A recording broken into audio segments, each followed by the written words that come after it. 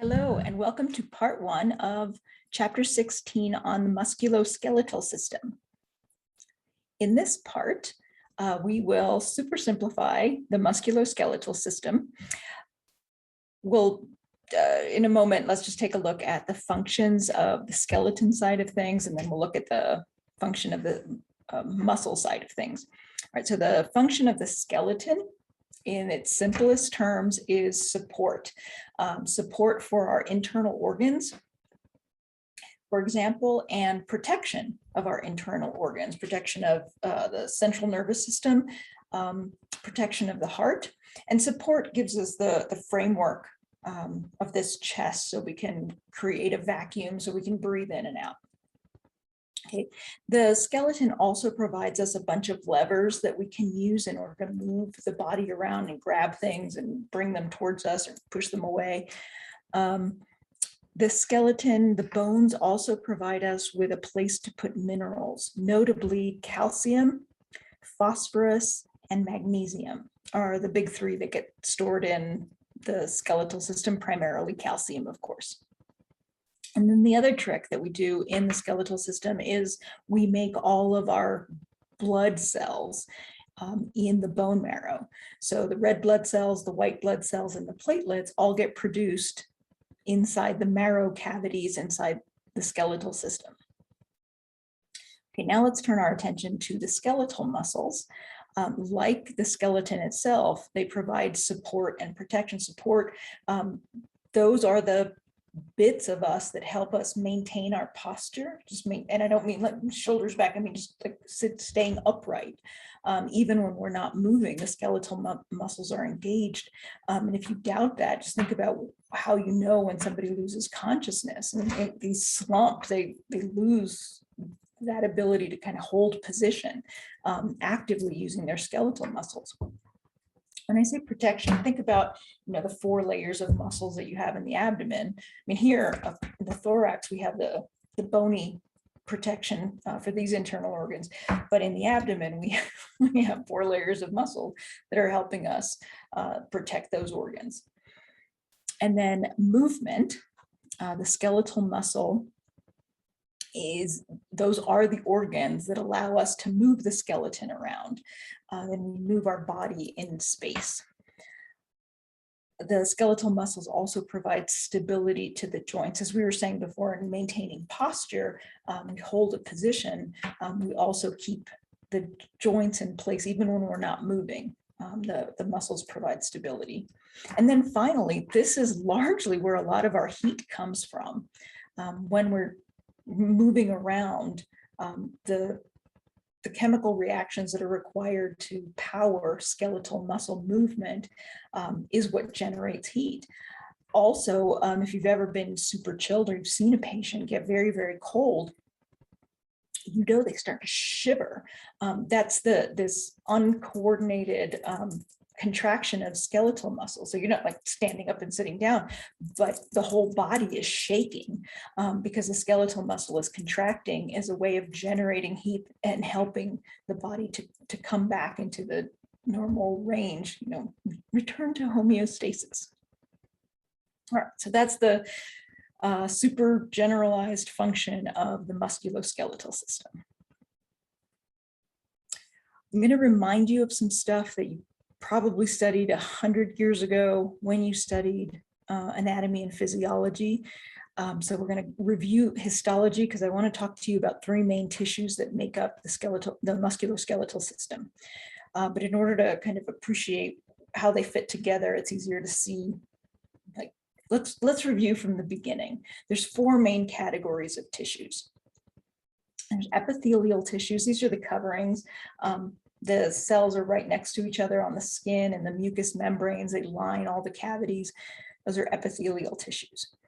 Then we come to connective tissues, which is not a very helpful name. What connective tissues all have in common is that there are some living cells, but there's a whole lot of non-living stuff that's also involved.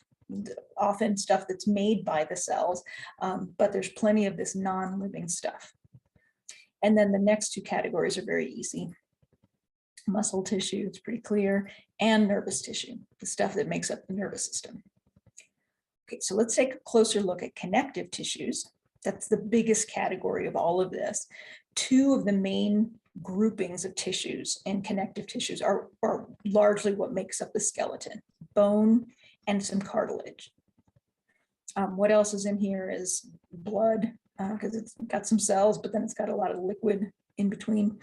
And then the connective tissue proper, it's not such a great name, but what I want to draw your attention to is dense connective tissues. These are things that make up the ligaments and the tendons, and we'll be talking about those as well. But bone and cartilage are two big ones. And then when it comes to muscle, the muscle that we're interested in here is skeletal muscle. All right, so we're going to do bone first, then cartilage, then skeletal muscle. So let's take a look at bone. As I said, it's a connective tissue, so there are some living cells, but then there's a whole lot of non-living stuff. So the living cells, the osteocells, the bone cells, in the younger version of them, they're called osteoblasts. This is for building muscle, or sorry, this is for building bone tissue. They put down the matrix for the bone. They help to put in the calcium phosphate. And if they become surrounded by bony tissue, then they mature into osteocytes. And their job there is just to maintain the bone tissue. And when I say surrounded, I mean if they end up in here and they're just surrounded by the bony tissue, then they just kind of maintain what's there. If they're still on the outside, then their job is more active. They're more engaged in putting down bony matrix. You can think of these as putting deposits in the bank account, putting down some collagen, putting down some calcium phosphate. Then we have some cells that play kind of the opposite role. These are osteoclasts. They're modified monocytes. They actually come from the blood cells. So just like monocytes can mature into macrophages in the tissues, monocytes can also mature into osteoclasts, and a bunch of them fuse together and you get this big monster cell with lots of nuclei. It's kind of an interesting thing. Its job is to break down the bony matrix. And that sounds insane. You know, you just put all this energy into putting it down. Why on earth would you be like destroying it on purpose? And think of it as these are withdrawals from your bank account, your calcium bank account. You know, when calcium levels are low, I need to withdraw some. And then later, you know, after calcium has been consumed and needs to be put down, then the osteoblasts can help put that back down. But between the osteoblasts and the osteoclasts, we maintain a fairly dynamic relationship here. So we are continuously bringing in calcium phosphate and like putting it into the bone, and then later when we need it back, we take it back out again. Okay, so people talk about this, you know, there's continual renewal of the bone tissue because of this kind of back and forth.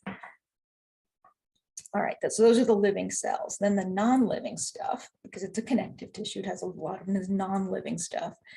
We have the organic extracellular matrix. So organic means these are carbon-based molecules, and that's largely collagen. It's a protein.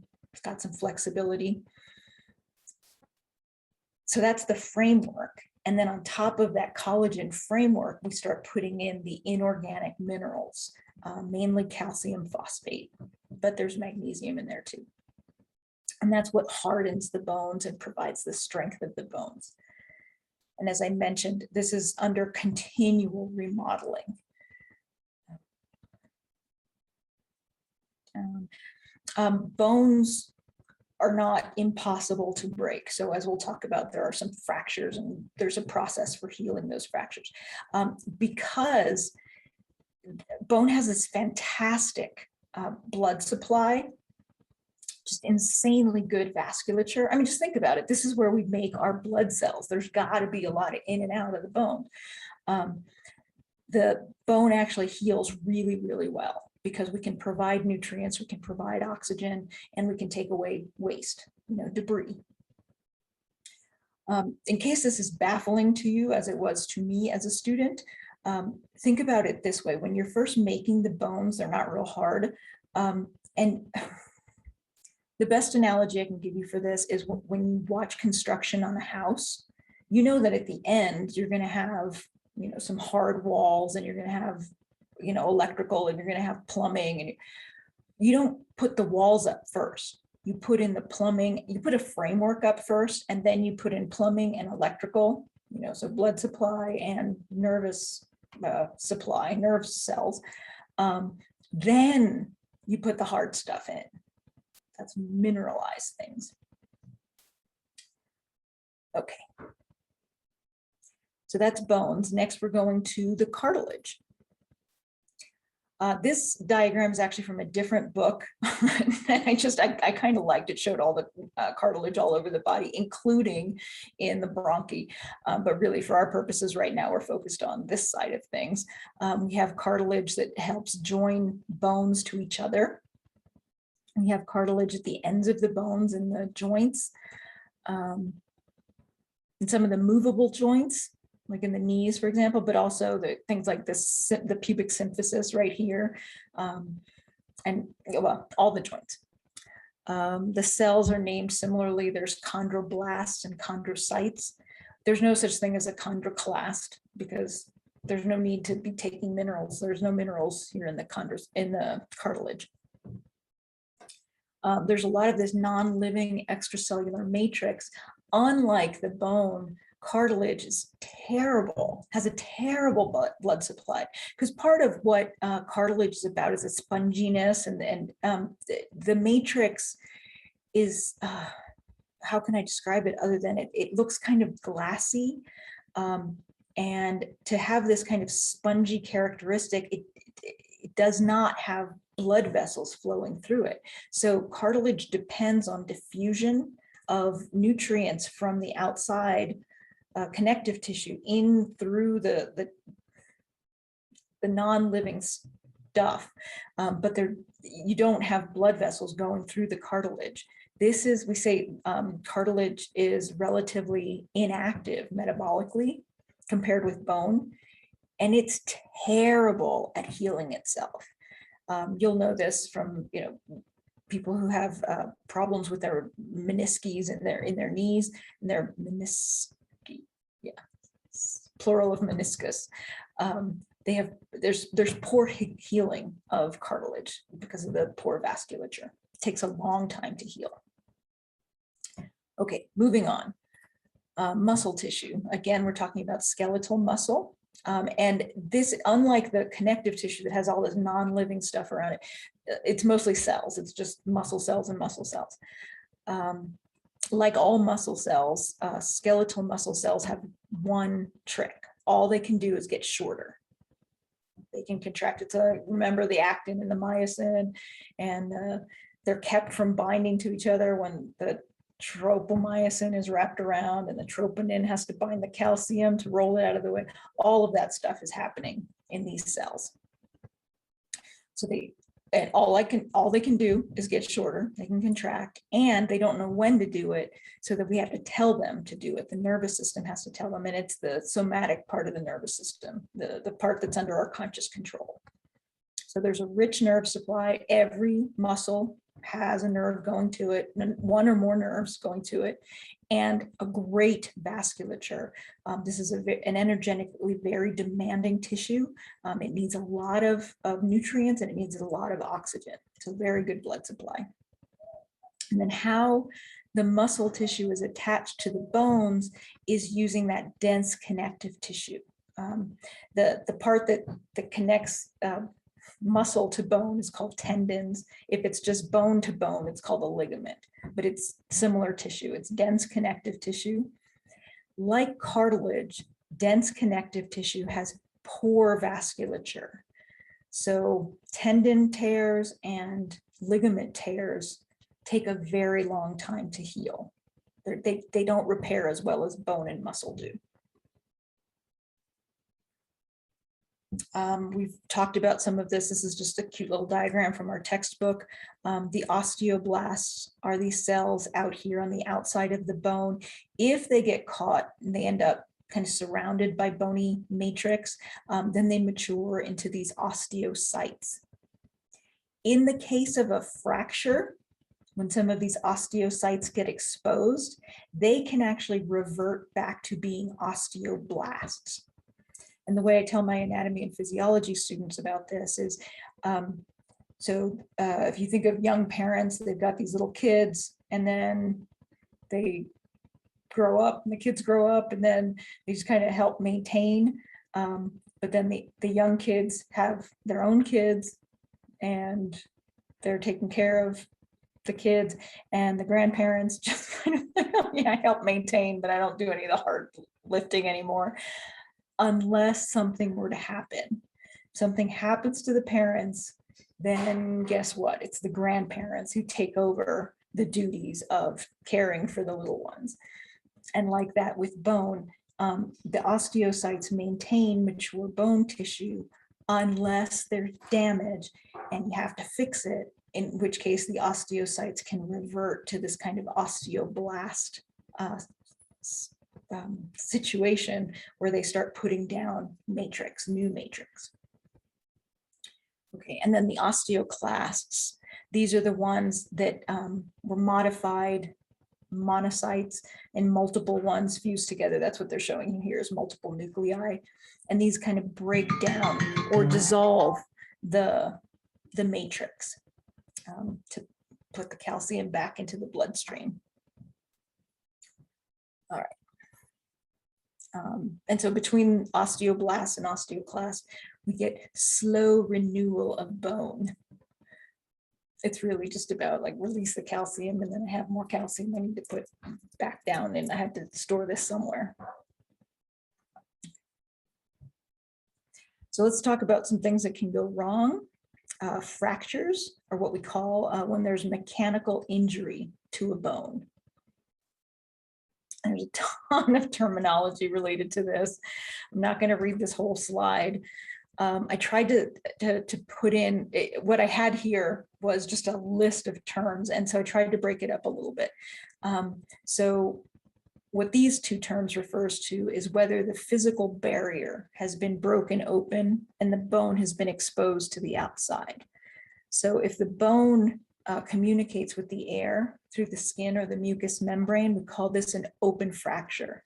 And the big risk here is getting an infection. The most common infection, because we've got it all over our skin, is Staphylococcus aureus. If the Staph aureus gets into the bone, it's a much more serious problem. Let me just mention in passing, Staphylococcus aureus, there are many strains that are, they're just on our skin, they're not horrible, but this is the species that there are some methicillin resistant strains of. So methicillin resistant Staphylococcus aureus, that's MRSA or MRSA. So this can be a nightmare if you get a methicillin resistant strain in the bone. If it's a closed fracture, the skin may be broken but like road rash or whatever, but the bone didn't break through, so it doesn't communicate with the air. How many pieces of bone you end up with? If it's a simple fracture, there's just one place and you got 2 pieces of bone. If there's more of a crush, you get comminuted fracture, multiple fragments. If the break doesn't go all the way through, the periosteum stays intact on one side, we call that a green stick fracture. Let me introduce a couple of terms here. So if the bone breaks and the 2 ends separate from each other, so this is one bone and then it breaks. If the 2 ends separate from each other, we say this has been displaced and it needs to get reduced. Those 2 ends need to be brought back together. That's what reduction means. As a student, that term used to confuse me. It just means, the ends need to get realigned. Okay, and then these last few terms are related to maybe what caused the problem. So clearly there can be trauma, you know, a car accident or something, falling out of a tree. But you can also continue stressing the bone in the same way again and again and again, in which case we can develop a stress fracture. There was a case recently of I know very little about sports, but was reading about the World Series. A pitcher ended up pitching multiple innings with a broken leg. And the deal is that he had a stress fracture and it had been getting worse and worse and worse.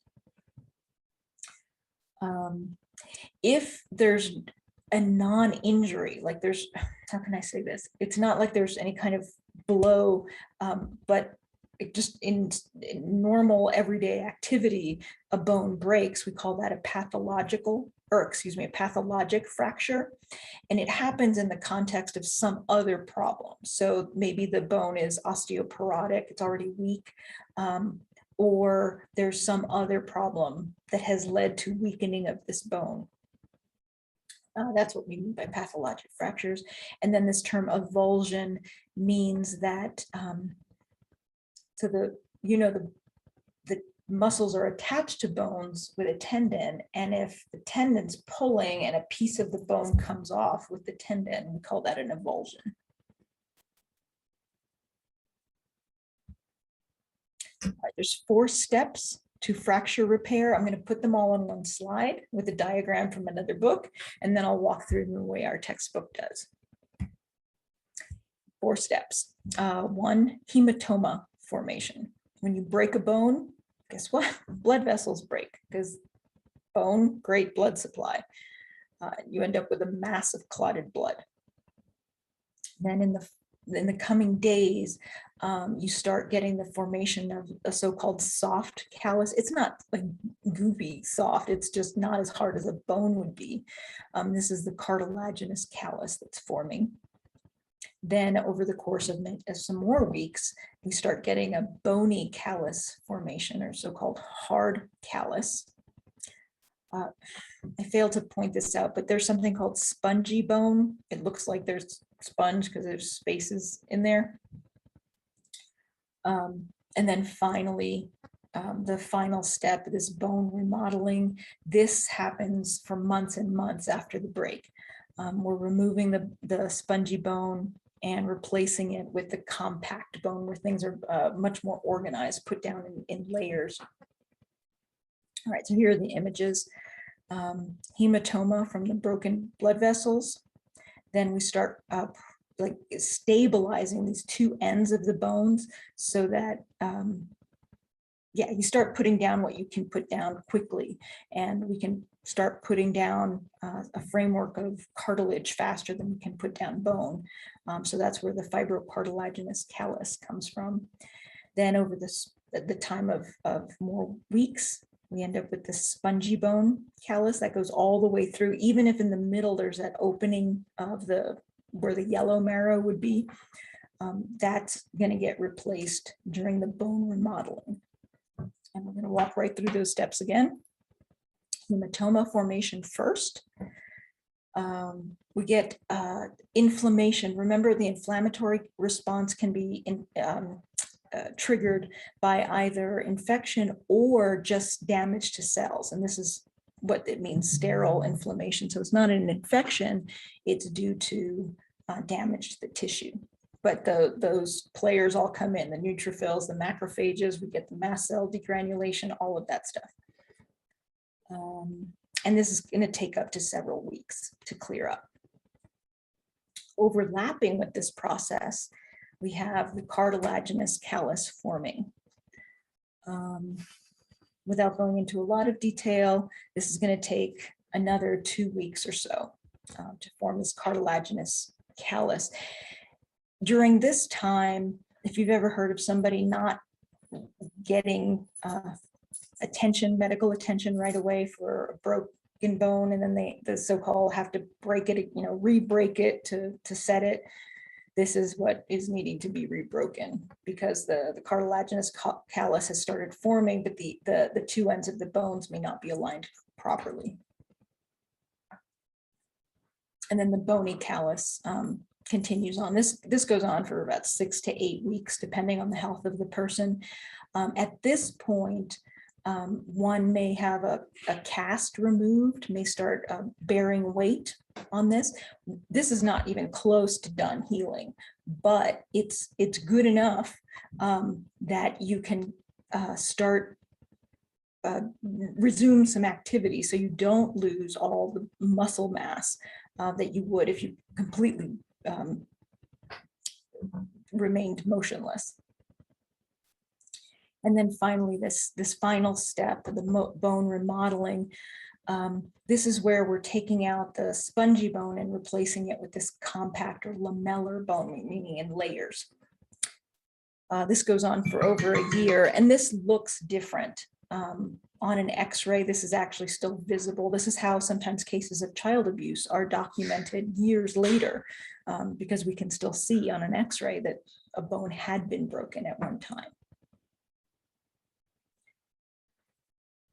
All right, some things that can go wrong with repair of fractures. If the thing does not heal, we have disunion. The two ends of the bones do not stay together.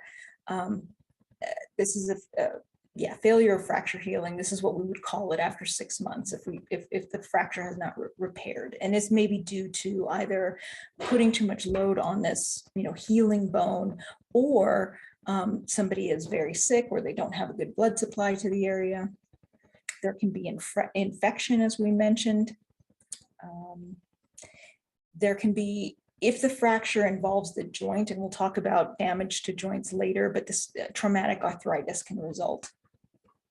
As we've said, if there is a reduction in mobility, the muscles can atrophy. If we have to keep the weight off of the bone for a while, those muscles that had been being used for walking or climbing or whatever, we're going to lose some of that muscle mass. And then if the person has to stay with prolonged immobility, that's called muscle contracture. The muscle itself is not contracted. What's happening is that we're putting down some collagen, which is protein fibers that are not super stretchy. And so we actually lose some mobility. All right, going on into joints. These are places where bones come together.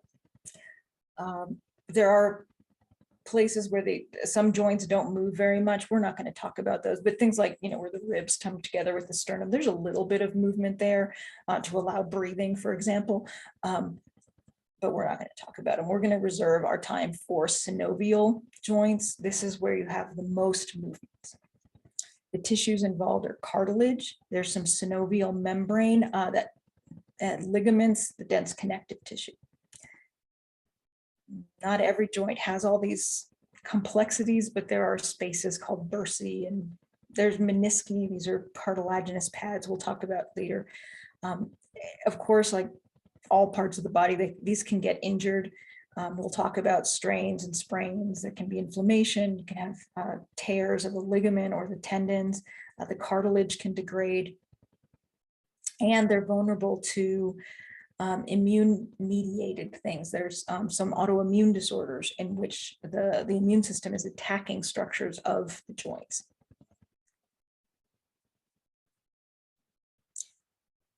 Components of synovial joints. Obviously, there are bones. There's cartilage at the ends of the bones to keep the bones from smacking into each other. There's an articular capsule that helps contain some fluid. Synovial fluid helps to lubricate things so that we can have movement without the bones hitting each other. Sometimes there are bursae, there's spaces, I'm not going to go into that. Menisci, so in addition to the articular cartilage in some joints, most notably in the knees, there's these extra cartilaginous pads in the middle. Some common joint movements, I'm not going to go through every single one, but I do want to point out a couple of things. Flexion is sometimes people say it's closing the angle of the joint. I think it's easier to think of this way. I'm going to show you. Oh, I have to stop my share. All right, let me stop share for a sec. There we go. So I set this up so I could do this quickly. Flexion, generally it's movement to the front. So all of that is flexion. The one exception to this is ding, the knee. It flexes backwards. Everything else flexes to the front. This is called flexion of the shoulder, and everything else flexes forward. And then extension would be the opposite movement. Let's see. I'm going to go back to share screen. Oh, these two terms get confused often, abduction and adduction. I think of them as abduction and adduction, so I can hear the difference even in my own head. The best way I can think to remember this is adduction, adduction. You are adding it to midline. You're bringing something towards midline of arms or legs. And abduction, abduction is moving something away. So when somebody is abducted, they're taken away. And so the arm is abducted, taken away from midline.